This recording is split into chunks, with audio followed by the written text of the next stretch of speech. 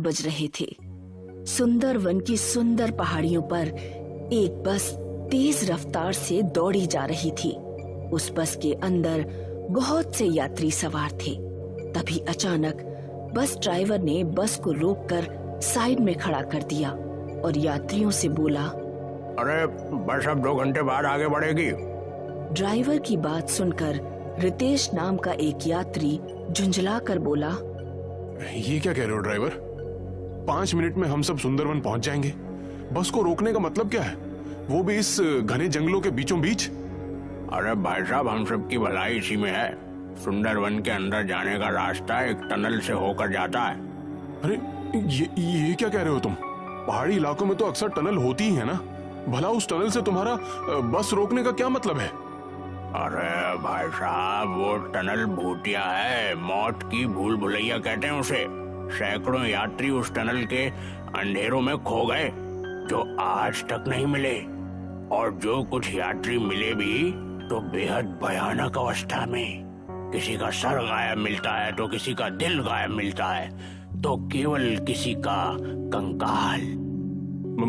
मैं इन बकवास बातों को नहीं मानता। अरे ये बकवास बातें नहीं है साहब, सब सच्ची बातें हैं। लेकिन तुम शहरी लोग पता नहीं क्यों इन बातों को नहीं मानते। तभी वो पूरा इलाका किसी भयानक आवाज से थर्रा उठा।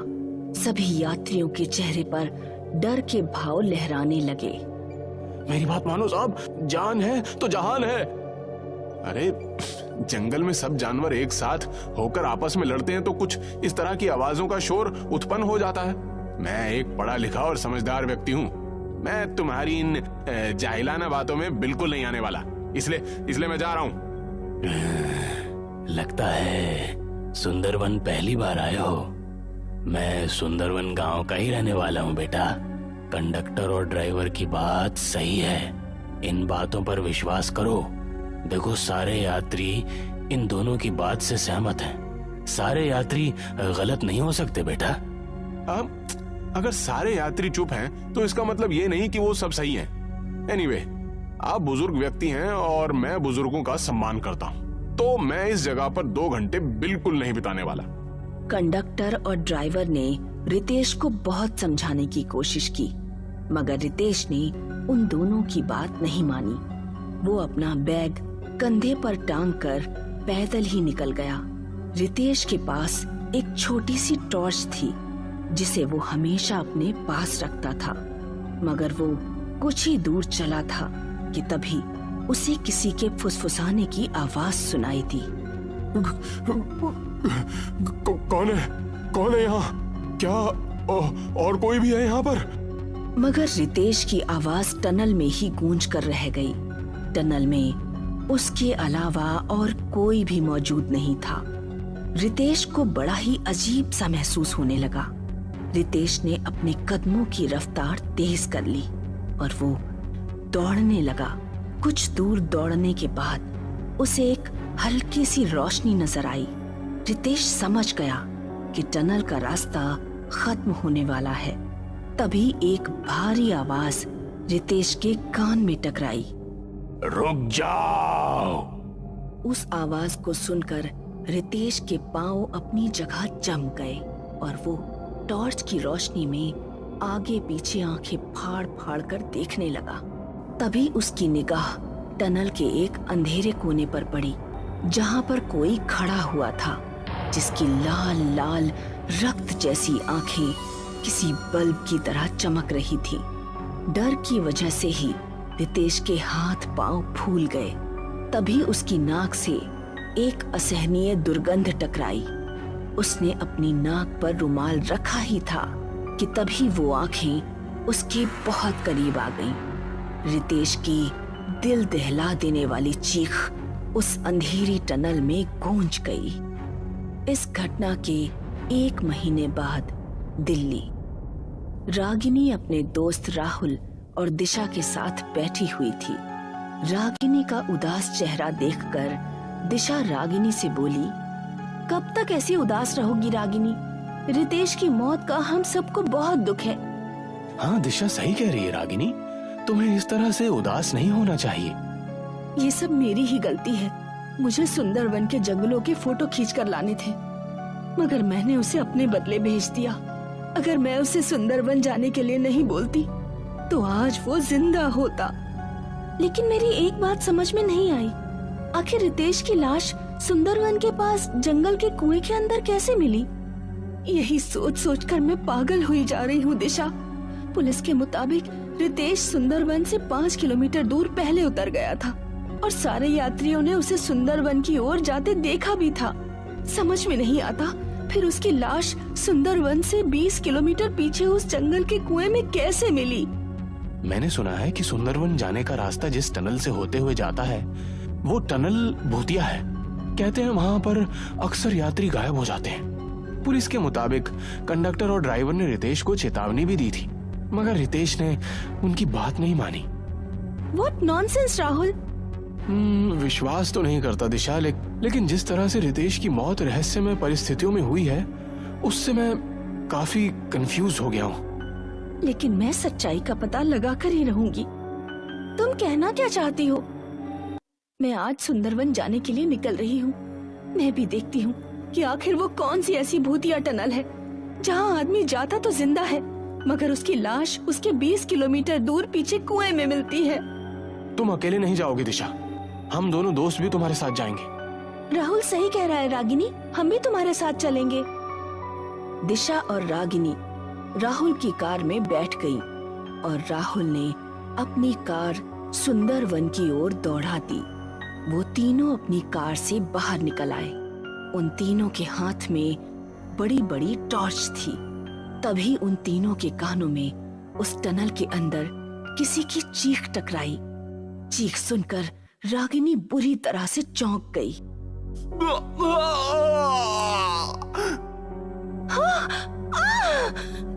ये चीख तो रितेश की है। राहुल, जो यहाँ आने से पहले बिल्कुल भी डरा हुआ नहीं था, कपकपाते हुए बोला, ये चीखें तो रितेश की ही हैं और रितेश को मरे हुए तो 2 महीने हो गए हैं। ये कैसे हो सकता है? कहीं हम लोग रात के वक्त इस टनल के अंदर जाने की गलती तो नहीं कर रहे? दिन में तो यहाँ पर रोड चालू हो जाता है। रितेश की मौत की सच्चाई का पता लगाने के लिए हमें रात में ही इस टनल के अंदर घुसना होगा। ठीक है, जो भी होगा देखा जाएगा। चलो चलते हैं। राहुल, दिशा और रागिनी अपनी कार के अंदर दोबारा बैठ गए। राहुल ने तेज स्पीड में कार दौड़ा दी, मगर उसकी कार टनल के अंदर कुछ ही दूर चली थी कि अचानक कार की हेडलाइट्स बंद हो गई और चारों ओर अंधेरा छा गया। गाड़ी रोको राहुल। राहुल ने तुरंत पैर से ब्रेक दबा दिए। अरे यार, अब ये कार को क्या हो गया? ये तो स्टार्ट ही नहीं हो रही। तभी उन तीनों को बहुत दूर से एक हल्की सी रोशनी आती हुई दिखाई दी। अचानक तीनों के कानों में रितेश की आवाज टकराई। रुक जाओ।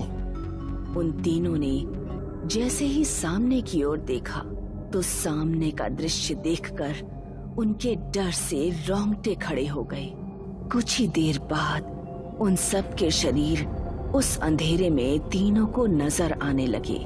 वो सब बहुत भयानक दिखने वाले मुर्दे थे जो राहुल, दिशा और रागिनी को खाने वाली नजरों से देख रहे थे। उन भयानक चेहरों में राहुल भी एक भयानक मुस्कान लिए हुए उन तीनों की ओर देख रहा था।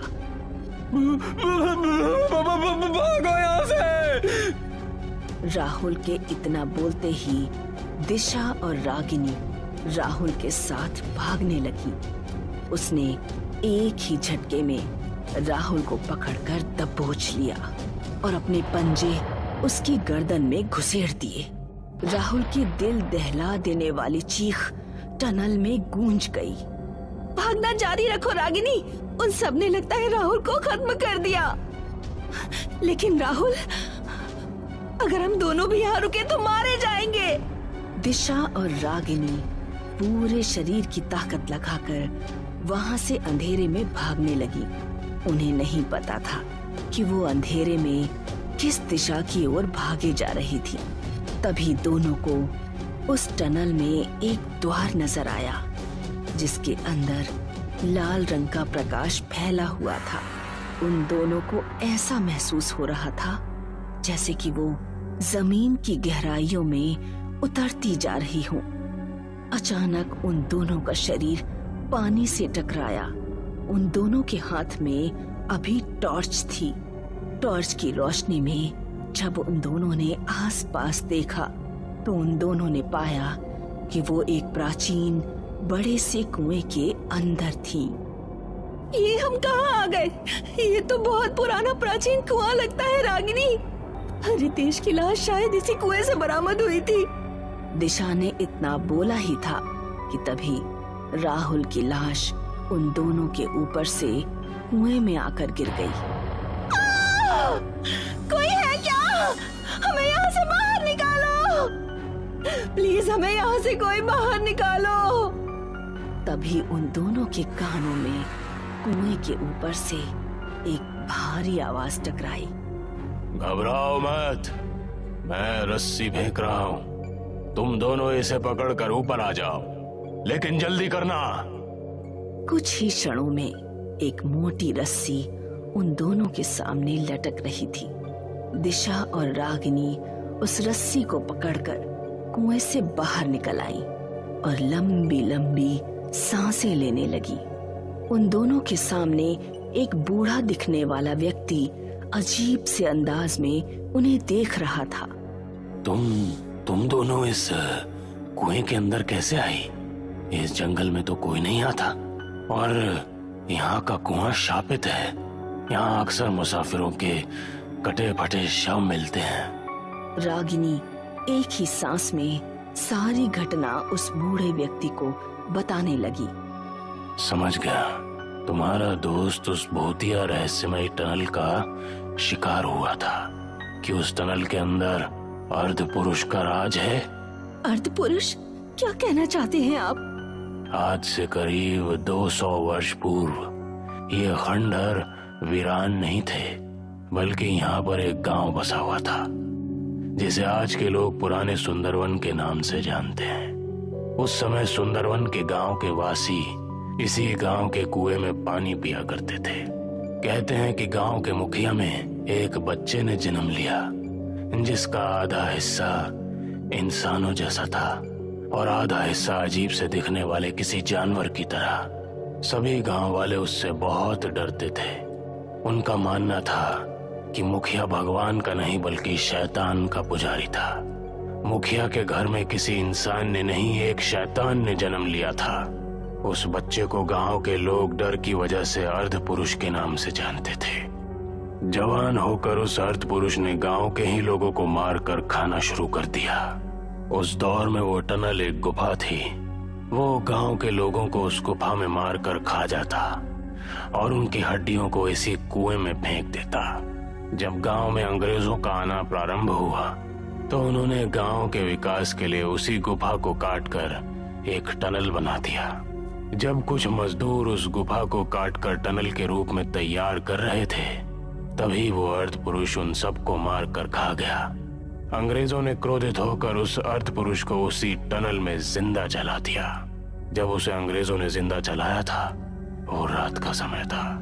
तब से आज भी रात के समय वो उस टनल में अपने शिकार का इंतजार करता है और वो जिन लोगों को मारकर खाता है उनकी आत्माएं उसके वश में आ जाती हैं। हमने तो सुना था कि यह टनल हॉन्टेड है, लेकिन इतनी बारीक जानकारी आपको कैसे मिली? दिशा की बात सुनकर वो बूढ़ा रहस्यमयी नजरों से दिशा की ओर देखते हुए बोला, क्योंकि वो अर्ध पुरुष कोई और नहीं बल्कि मैं ही हूँ। बूढ़े ने इतना कहा ही था कि तभी कुएं के अंदर से बहुत तेज किसी के हंसने की आवाजें गूंजने लगी। देखते ही देखते उस कुएं के अंदर से राहुल अपना भयानक चेहरा लेकर बाहर निकलकर उन दोनों के सामने खड़ा हो गया। दिशा और रागिनी के सामने वही टनल वाले भयानक चेहरे खड़े हुए थे। उस बूढ़े का रूप अब परिवर्तित हो चुका था। वो बूढ़ा उसी भयानक प्राणी की शक्ल में आ चुका था। कुछ ही देर में रागिनी और दिशा की चीख उस जंगल में गूंज गई।